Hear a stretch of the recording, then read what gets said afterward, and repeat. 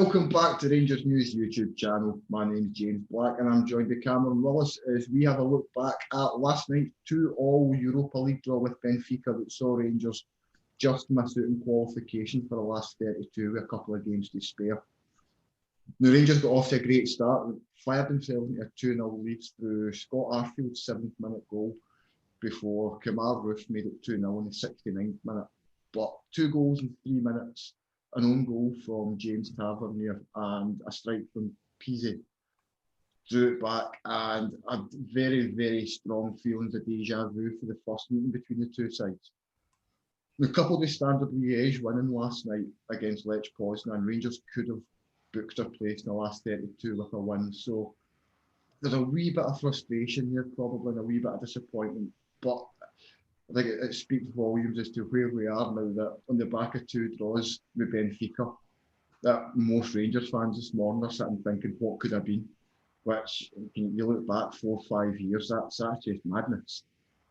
But we'll get into the game itself. First thing, Cam, just kind of what was your overall thoughts in the 90 minutes? Yeah, I thought it was going to go the way that I kind of foreseen it in the preview. I thought that we were going to be much more efficient, much more organised, much more determined, much more focused, and feel as if we deserved to be competing with Benfica, and I think for the most part we did. And then obviously we kind of lost concentration. I don't want to be too harsh on the team, obviously, because of how good the season's been, how far we've been. In the actual fact is that we've got 2 draws against Benfica, one of them better away from home, so we've now got a better head-to-head record with them. So it's a good result over the piece, although it was obviously a little bit disappointing last night. I wasn't as disappointed as what I was 3 weeks ago when we drew with them. But yeah, I thought that we were so organised. We worked so hard for each other in that team. And a lot of the time when Scottish teams have got big results in Europe, a lot of the commentary's been, it was such a determined, hard-working, focused performance, and they kind of took their chances when they came and rode their luck. With Rangers last night, I thought that we were determined, well organised, tactically drilled, but we also had a lot of quality. And I think it's a sign of how far this Rangers team's come and how good that we can be. I mean, there was a lot of quality, and everybody knew their roles. It's a well-oiled unit that we're seeing just now, but I think the final kind of 15 minutes showed where we're still to get to. I think, from my point of view, I think there is a little bit of a frustration, and maybe I'm kind of worried that when they got back in the game, we did not handle it well. And I know that their second goal was real quality. You've seen the quality of that. Pizzi boy is a really good player. And I mean, even though they had a lot of players out, they had like a German international playing. They had a boy that won the European Championships with Portugal. They had Grimaldo, ex-Barcelona youth. So they had a lot of good players.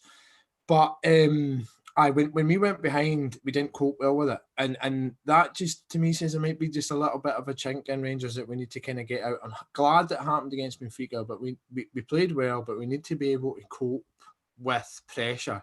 Although that said, we were playing quality opposition and individual mistakes get punished at this level. But I'm not too disappointed. But really encouraging for 75 minutes, but we need to deal with that kind of in-game pressure, in-game management a wee bit better at this level, certainly. So kind of we'll look at the game in a wee bit more detail, just kind of go right through. Now, there was 2 changes to the start 11 from the weekend win over Aberdeen. Ryan Jack missed out with the injury that he picked up, whilst Joe Aribo's got a stomach bug seemingly. So he was kind of a late withdrawal from the game. It saw Glenn Kamara and Steve Davis come into the side. I think a lot of folk had kind of predicted that one of, if not both of them, would come back into the side anyway. So I think most people would have probably went for that lineup or 10 of that 11. So I don't really think that they were overly thrown off their stride with losing Aribo. I think Scott Arfield, put in a tremendous shift again in midfield, and I think the energy he brings, especially the last 2 or 3 months, I think he's been head and shoulders above almost everybody. I think we're a better team when he's in it and on fire. He offers us something different that the rest of the midfield don't. It's those late runs and stuff, and he's good in front of goal, and he uses the ball really well. He can do those intricate kind of 1-2s and stuff, and it might not be super flashy, but he's very industrious, and he's a threat as well. I think that his form's been huge for us. The front three, is that Gerrard's ideal front three, do we think? Oh man, it's my ideal front three. I mean, George were joking about it, calling it the trio of terror and that, but that team, that front three, sorry, I think that's potent. I think that really, really is. You know, even Kent last night, although he never kind of got on the score sheet or wasn't like too close to being through on goal or whatever, but he did that dummy run for Roof's goal. He worked so hard. He was like teasing Benfica players to play passes and then closing it down. And he's a top player. Morelos, I mean, he was just given kind of the freedom of the park yesterday. He was popping up all over the place. A kind of sign of the changed role that he's had in the team. I think Kamal Roof, who is looking more and more like a quality addition by each passing game. What a finish that was last night as well. I think that's our best front three. I think that it's really, really exciting. It's so mobile and flexible and quick and quality. And it's exciting times. I don't think you'll waver too much from that now. I don't see how you can. That's 2 games now that we've seen Roof and Morelos partner together. And it looks so promising for me. I think last night in particular, I thought Morelos was utterly unplayable last night. I thought he was fantastic. And I think it's almost as if this kind of new role that Gerrard's given him this season. Last night was the first time where it's properly clicked for him. Mm-hmm. And you've seen that he was doing some of the defensive stuff that he was doing. He was winning balls at midfield. He was winning headers. He was winning knockdowns and letting guys go forward. And it was everywhere, and it looked very much like the player that 12 months ago you probably wouldn't have expected to see Morelos become. But I mean, I think that was similar to the performance that he put in the last game in Portugal. Mm-hmm. I think those two are probably his standout performances of the season. So he's a big game player, and you know what I mean. He likes to make a difference in big games. And although he never scored last night, he was obviously disappointed. There was a few times when he was like throwing wee huffs and that, but I completely agree with you. I thought that he was unplayable at times last night, and he's got that kind of freedom. And even sometimes when it's like we're doing a press and stuff, and he takes a wee bit of time to get up, he never kind of looks as if he knows what he's doing. Mm-hmm. You know, and I was impressed with him last night. I really was. I thought that he played really well. So we took the lead after 7 minutes. Keeper pulled off an incredible stop, which I want to give him credit for this because I think it's probably been lost a little bit in the shuffle with what then came next. Mm-hmm. But the save the keeper pulled off the Roof from his initial effort was brilliant. What about the wee 1-2 with Barisic and Kent, man? It was just brilliant. It was brilliant, man. Aye. And it was probably the first time in the game that we really got forward. Benfica started really well. They were kind of pressing Rangers high, and they were making Rangers really work for kind of that early share of possession. But then Scott Arfield just showed brilliant composure to finally get the ball to the back of the net. Tav somehow crashing his header off the bar. And from then on, penalty box back again. Do you know what I mean? Exactly. And that speaks volumes for Tavernier just now, because I think even with Barisic, you're not seeing Barisic getting quite as far forward, but you're still seeing Tav getting, and not just into the box, into the 6-yard box. I think that's because a lot of our players come down that left-hand side with Barisic and Kent, and then it's just because it's sucking the team across the pitch to deal with that. It's given that massive space, and you've got Tav's engine to get up and down the pitch, and that's why it's just like there's space here. And he's a little bit more centrally. So you're getting basically playing on both flanks. Roof maybe just a little bit more inside alongside Morelos. Mm-hmm. So that's again, it's given Tavernier that bit more freedom to get up and down the lines. But I mean, when we scored, I don't think it's probably unfair to say it came a little bit against the run of play. But did you think then that we were going to kind of get into a rhythm and start looking like we've done the last few games and just start taking control of the game from there on? I think that's what happened. I think that is what happened. I think that helped us go into the game. There wasn't like an overzealous celebration or anything like that. It was quite efficient. I think that we thought, let's get the ball back down, let's keep playing, let's keep working hard. And I think from there we looked a more controlled unit. Maybe we weren't as adventurous as what we were in Portugal. I kind of predicted that pre-match. I thought that we wouldn't be. We kind of tried to temper the expectations in that way. And I thought that we controlled the match. We managed it very, very well. We restricted Benfica to very few opportunities, the same way that we've done with basically every team that we've played this season. I thought Balogun was very, very good, particularly in the first half. I know I thought he dived in for the equaliser. I think that was a sign of the kind of panic that went in. Obviously, we'll go on to that, but I thought he was very, very solid. He obviously put in that tackle just before half time from, I think it was Rafa. So we were solid without being absolutely outstanding in the final third, but we grew into it and began to control the match. So got to the break 1-0, comfortable. It maybe could have been 2-0 going into half time. I think that Rangers certainly had some good chances. Well, I don't think they had a huge amount of clear-cut chances. I do think that when Rangers got forward, they looked the more threatening side. Yeah, there was a few kind of opportunities. I remember Tavernier kind of putting one really narrow. It looked as if it was kind of a poor ball, but it was actually a really good ball. It was right across the ground. Mm-hmm. I thought his performance in general was a little bit off. I thought he was kind of taking a few poor touches and maybe, and I seen that in the first half. He nearly kind of gave away an opportunity, and then I mean, he's been so good all season. Like I say, you can't single out any kind of player for that or the team because they've been so good. But I think he wasn't at the level that we've seen him. But yeah, he did create a few chances. So on a different night, it could have been a different game for him. So after the restart, Kamal Roof makes it 2-0 after 70 minutes. Just before that, though, there was a hell of a shout for a penalty. It was a penalty all day long. Waller, isn't that? The linesman's looking right at it. I was like, how's he not giving that? He's seen it. He's looking right at it. The guy's got a handball by the new rules. You know what I mean? Like whether or not you got conjecture or whether or not by any rule, but especially by the new rule, the ball's his hands up. It's hit his ball. It's hit his hand. The ball's hit his hand. So it was a penalty. I was actually astounded. I was like, how is he not giving that? I don't know if it's a case of sometimes referees like to say, oh, no, we don't want to write this game off just yet and stuff. And they want to kind of, I don't know, have a wee bit too much influence. I think maybe that's just human error more than it is anything else. But sometimes I feel as if that can impact it. And it was the same when Roof got fouled against Aberdeen at the weekend. I thought that the referee kind of didn't give that so that the game would have more flow. That's not how the game works. If it's a penalty, it's a penalty. I couldn't believe they never gave that. No, it was an absolute stonewall, but then a couple of minutes later, Roof grabs the second, and he doesn't score bad goals, does he? I mean, the whole team were involved in that. It was brilliant, man. The whole way up the pitch. Again, just basically, it's the build-up sums up what's good about Rangers.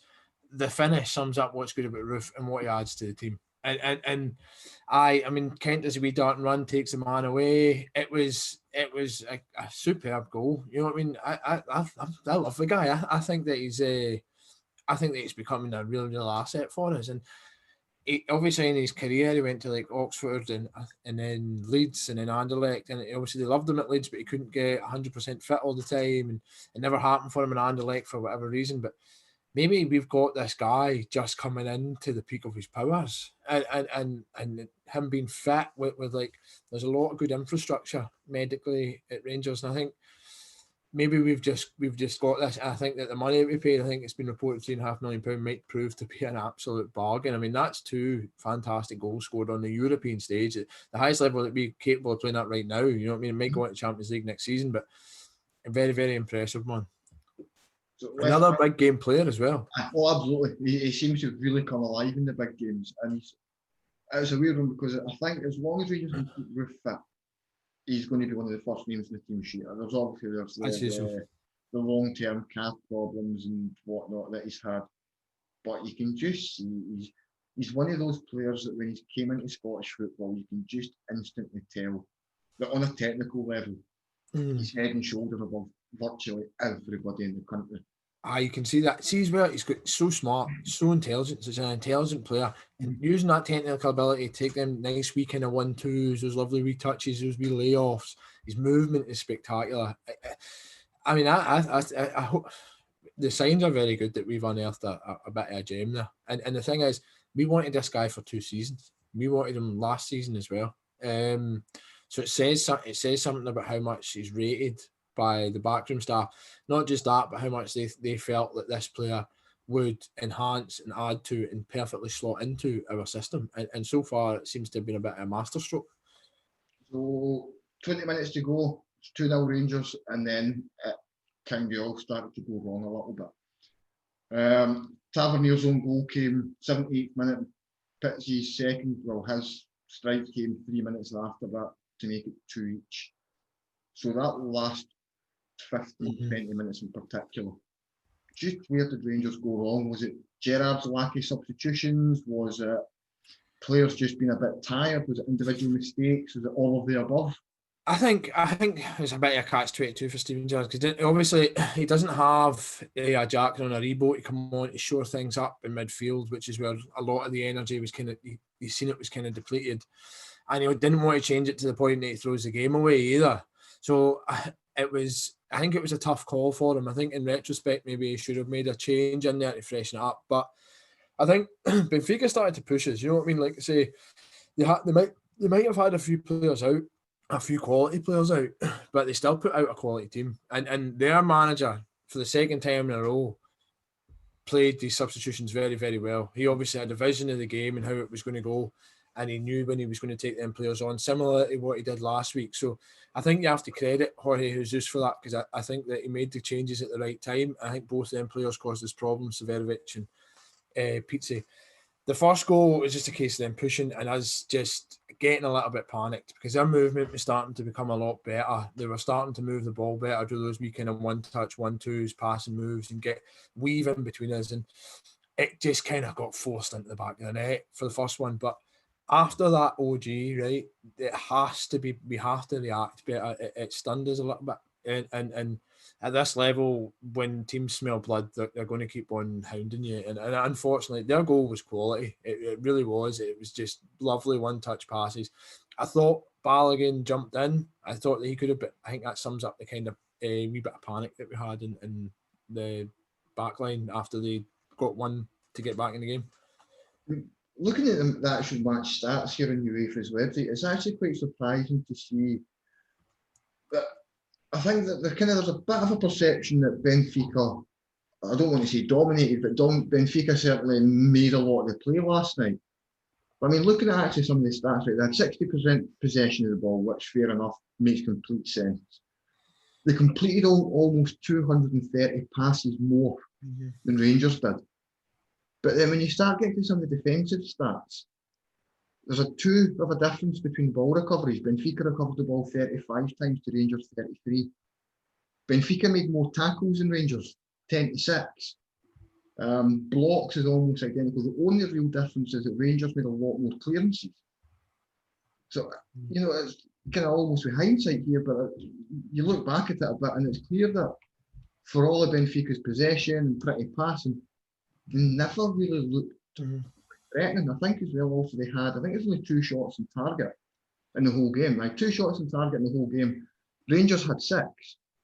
So, I mean, it's not as if that you're looking at the game and sitting going, well, you know, Rangers got away with one there. Rangers weren't the usual kind of free-flowing attacking, taking the game to the scruff of the neck self, but they were completely in that game. And they're quite rightly to be thinking that they've come away with that and been robbed a little bit. I agree with you. I think that we had a game plan similar to what we've had all season. We have this incredibly good ability at restricting teams from having shots. If they can't shoot, they're not going to score. Particularly when you're playing a team like Benfica who are looking for an opening before they strike, they're going to pass it around you and stuff. Sometimes that kind of plays into our favour. I think absolutely. I think that, I mean, the coaching staff after the game, Steven Gerrard came out and it's a sign of how well they've begun to understand the Rangers support. And I think what he said after the game kind of brought a lot of perspective to Rangers fans. When he was talking about, he says he thought it was like a 50-50 match and stuff. And then I seen Mick Beale tweeting about them being the 4th highest spenders in Europe and how it's impressive we got draws and stuff. And I think that was good management from them after the match. But I think you are right. I think that there has to be an element of disappointment. You go 2 goals up and then you concede 2 goals. I think that you've got to be disappointed. But it's a learning curve, you know. And this team, that we're playing is supposed to be one of the tournament favourites. I think they're at the beginning of their journey. They spent £100 million in the summer. They've clearly got some very, very talented players who are already there, talented players coming in. I think that Benfica team's got lots of room to grow. I think that we'll see that be an impressive team in the next kind of year to 18 months.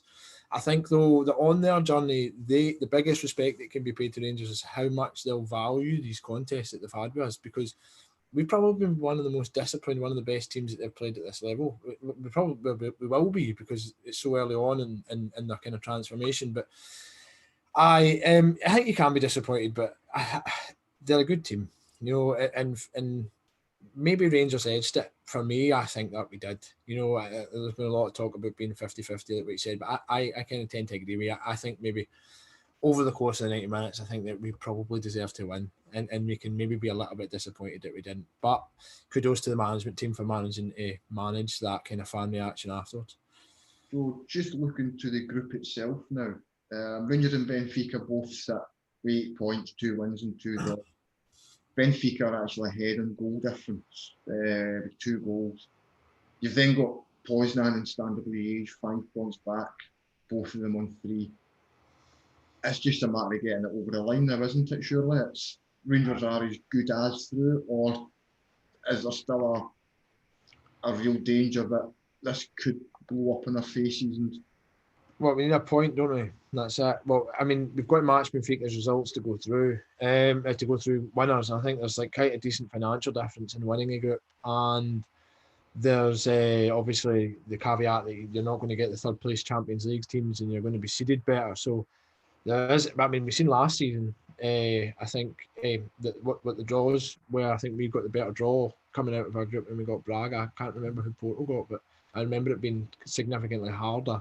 So, I mean, it's 6 of one, half of there's not, but the money's a big thing, so there's an incentive there to go and get it. I mean, do I think that Standard Liège, who, by the way, they were 10 men down for most of the game yesterday. I know Poznan later got a man sent off, but they've won that game, so they think that they're in with a shout. So it's not going to be an easy game against them next week at Ibrox. But if all we need is a point, I'm backing us to get a point from those 2 games. The fact that we didn't qualify last night, I think it's disappointing, especially when we'd have just been too perfect if we'd qualified to the last 32 last night and they crashed out. I think some things are just maybe a wee bit too good to be true. it helps having Falkirk on Sunday, surely. You can. I mean, I'm quite excited for that, because we're going to see maybe the likes of Cedric Itten and stuff. So these players that are on the fringes of a very competitive Rangers team, they can't break into at the minute because things are going so well. We'll get to see them. So yeah, I mean, normally I'd be like, I just want to go straight back into league action.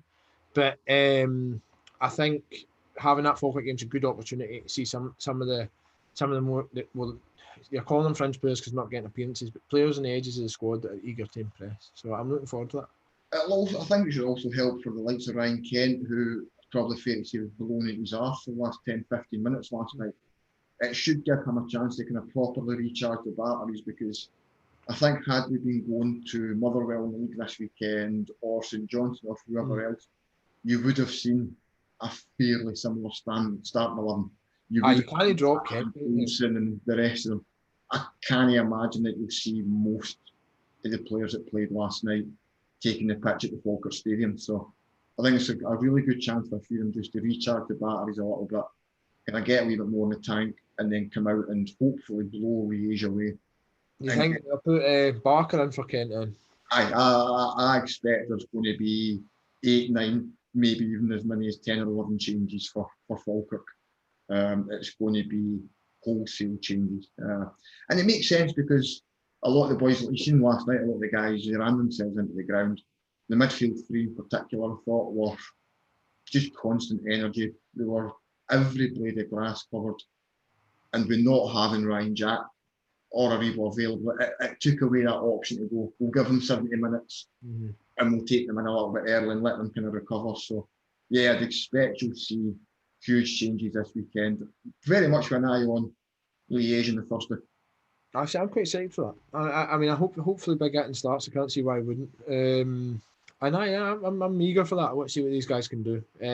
I mean, they should be beating Falkirk in League One with all due respect. So, you know what I mean? If they're serious about trying to stake a claim to be in this Rangers team, then they need to go out and prove it in matches like this. So I'm quite excited for that.